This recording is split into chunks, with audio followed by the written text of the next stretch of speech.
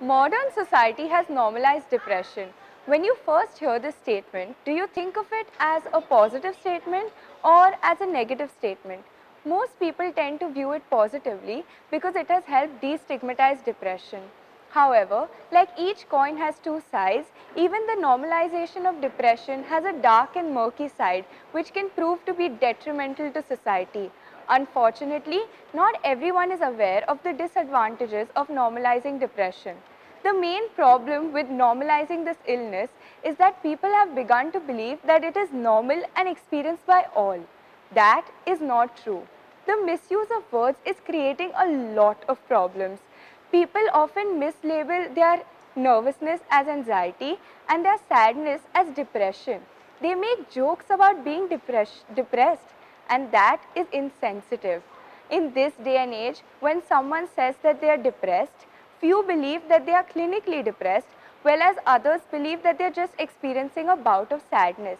This inability to tell whether a person is clinically depressed or not is creating a lot of problems for family members and peers.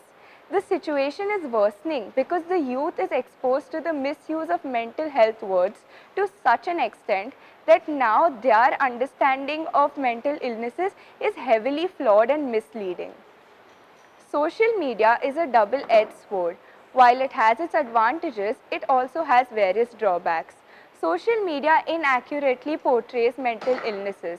It over-dramatizes and romanticizes everything.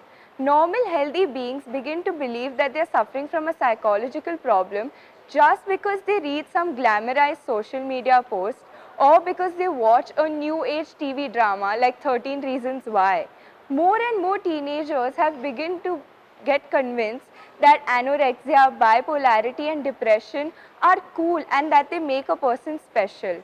Unfortunately, glamorizing mental disorders has now become a trend. There's a difference between being clinically diagnosed with a disorder and reading a post on Tumblr and letting it get to your head. There's a difference between crying and having a panic attack. There's a difference between being sad sometimes and suffering from depression. And there's a difference between getting anxious and having an anxiety disorder. Suffering is not glamorous or romantic, and tragedy is not beautiful, no matter what Instagram says. So normalizing these feelings and self-diagnosing, because everyone today seems to be dealing with a mental problem, is not okay. It is unacceptable to those and unfair to those who are actually suffering from a disorder, and it is also damaging the self-worth and self-image of those people who are mentally healthy. Everyone gets stressed and anxious during exams and when there are deadlines to be met. That is normal. It does not mean that you're depressed, and it definitely does not mean that you're suffering from an anxiety disorder. People have to stop making themselves victims when there are real victims out there. If you notice symptoms, seek the help of professionals, not of social media.